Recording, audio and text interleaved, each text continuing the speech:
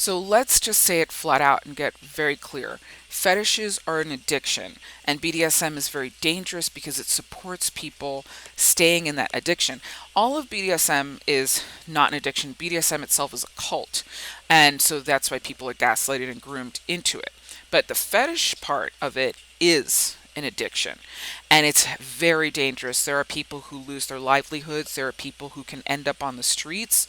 There are people who they have their bank accounts drained by so-called financial domination. Now, again, this is an aspect of BDSM. Not everyone in BDSM does this, but even if it's not direct financial domination, to the aspect where they're draining someone's business accounts, there are people who have a fetish of this. That's not, does that sound healthy to you? Have a fetish of someone just draining your bank account. And so these are people who find themselves in an addiction. For other aspects of this, people will just throw all their money into, say, okay, so let's get an example so this is a little bit more solidified. Say someone has an addiction to glitter glue. Okay, I'm using something very basic, but anything can be a fetish. Like anything. It sounds laughable, but anything can be a fetish. See, someone has a fetish for this stuff and they can't get enough of it. They need to have glitter glue all over the place. And I don't mean this as people who love their crafts and they have a blast and everything. Or I'm talking about someone who needs this to so-called have sexual arousal. It's not actual sexual arousal because sexual arousal is based in safety, it's based in self-care and love. That's sexual arousal. It's like survival. But they say they need to use this and they need this to be sexually aroused. They start to spend all their money on this item.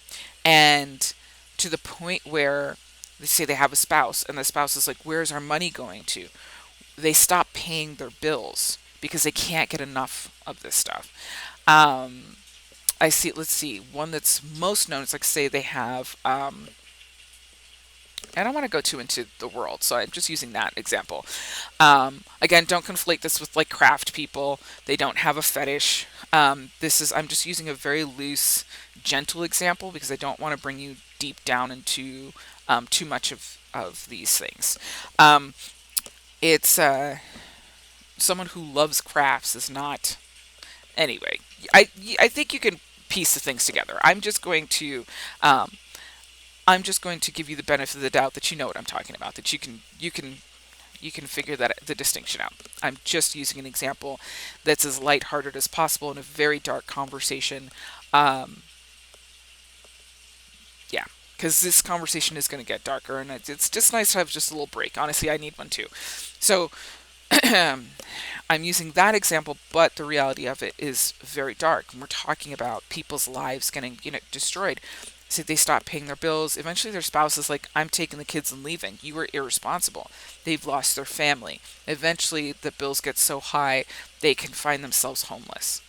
And it does happen. It does get to this extreme. Is it for everybody? No. Does everybody get to this extreme? No.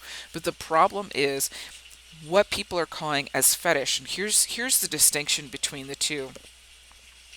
A fetish is something that they cannot stop. They cannot exist without, and it takes over their entire life. That's what's being called a fetish, when really that's an addiction and that person needs help.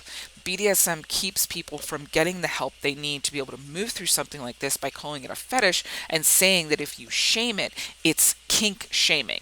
No, if you're trying to help someone who is stuck in a cycle that they can't, their life is being destroyed by something, they do deserve to get therapeutic help that they need to be able to move through this and have a healthy life again.